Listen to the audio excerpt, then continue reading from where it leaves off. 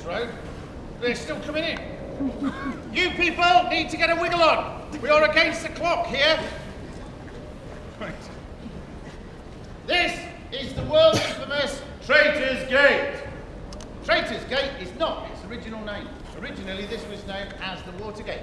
Boats and barges would come through here, and they would offload stores and provisions. For that reason, it very quickly became known as the Trader's Gate, like the tradesman's entrance, yeah? In the 16th century, there was something of a human traffic, and this was largely one way. Now, a lot of these people were prisoners, many accused of treason, and the watermen slid the name to Traitor's Gate. We have had some fairly famous traitors. You might well have heard of Sir Thomas More. He was the Lord Chancellor of England, a great personal friend of King Henry VIII. But the Lord Chancellor's office has a nickname. It is known as the King's Conscience. It is the job of any Lord Chancellor to tell the King or Queen if they're acting against the public interest. So when Henry VIII declared he wanted to be head of the church in England, as well as the head of state, Thomas More did his job and advised him, don't do that. Too much power in one man can only lead to tyranny.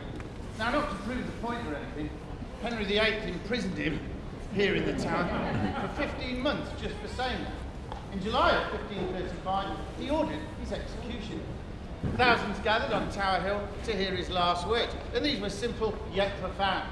I die the King's true servant, he said, but I shall always be God's servant first. He knelt down, rested his neck on a block of oak, the axe fell, and his head was severed with one stroke.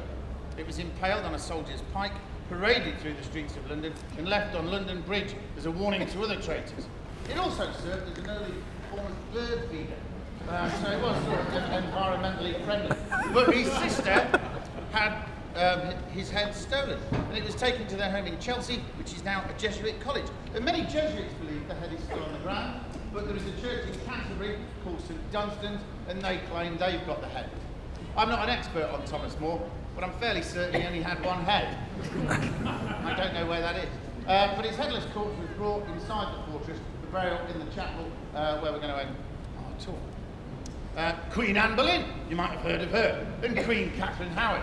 Both of those were wives of Henry VIII, and both of them come through these gates as traitors. But I shall speak more of those two floozies later when I show you where they were killed, and where they lie to this day. On a happier note, behind you, we have the Bloody Tower. Again, this is not its original name. Originally, this was known as the Garden Tower, but we changed it for marketing purposes. In 1483, this was home to the King of England, Edward V. Now, you might wonder why a king would choose to live in a gatehouse. He might not have chosen. He was only 12 years old. He and his younger brother, Richard, the Duke of York, who was just 9, were living there with the soldiers under the protection of their uncle Richard, the Duke of Gloucester.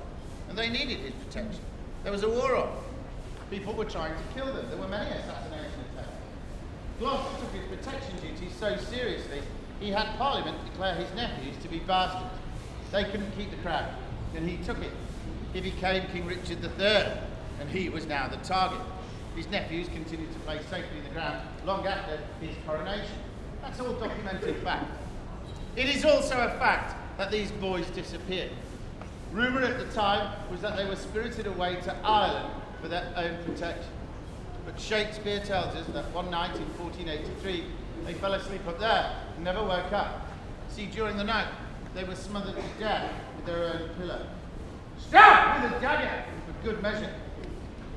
Now I'd like you children, especially you young children, to think about that at bedtime. Now your mums and dads are going to tell you it was a long time ago, that's true. But they may also tell you that there are no more bad men. Kids, that's a lie. There are always bad, very bad men. Sometimes they're under your beds or in your wardrobes, just waiting for you to go to sleep. And that's when they'll get sweet dreams, kids.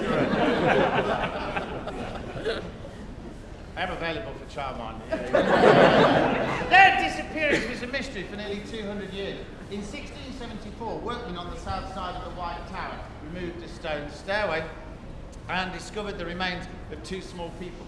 Now, experts at the time declared these to be the bones of the princes, and Charles II commanded they should be laid to rest in Westminster Abbey, in Innocents' Corner, that he had named in their honour. Who killed him? Don't know. Frankly, don't care. What bothers me is that nearly everybody blames Richard III, and they haven't got a shred of evidence, but they quote Shakespeare. For your information, or FYI, if you're under the age of 20, Shakespeare was not a detective. He was a playwright, and he was writing over 100 years after the event to amuse and impress Elizabeth I. She was a Tudor. Now, her grandfather, Henry Tudor, defeated Richard III at the Battle of Bosworth in 1485 and took the crown from Richard's dead head. He had no real claim to the throne, but he declared himself king. He was Henry VII, and he couldn't have done that if these lads had been alive. At the time, no one even thought they were dead, but maybe he did. It is entirely possible that Henry Tudor had those boys murdered. Shakespeare couldn't write that. Not if he wanted to keep his head. And that's a very important lesson. It's a lesson that you can take away from here today with a cast iron Dilly Beefeater guarantee that it is absolutely true. History is not the past, all right?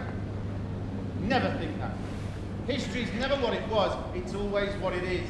A story of the past written and embellished by the people who win. Now this explains why French history books are quite thin, while volumes of British history cover all over the world. Vive la France. History is also a dynamic. It does not stay in the past. It has this habit of bubbling up centuries later.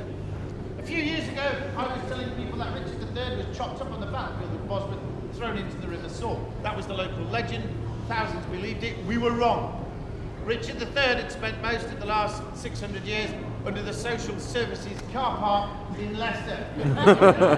Positively identified with DNA from a known descendant. A Canadian.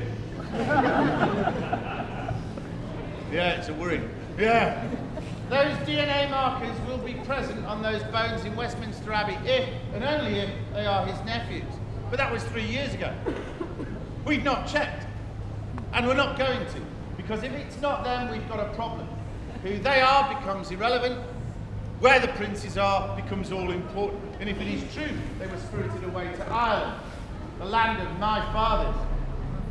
And it is entirely possible that I, William Callahan, of the fighting Callahans of Cork, could now be the true king of England.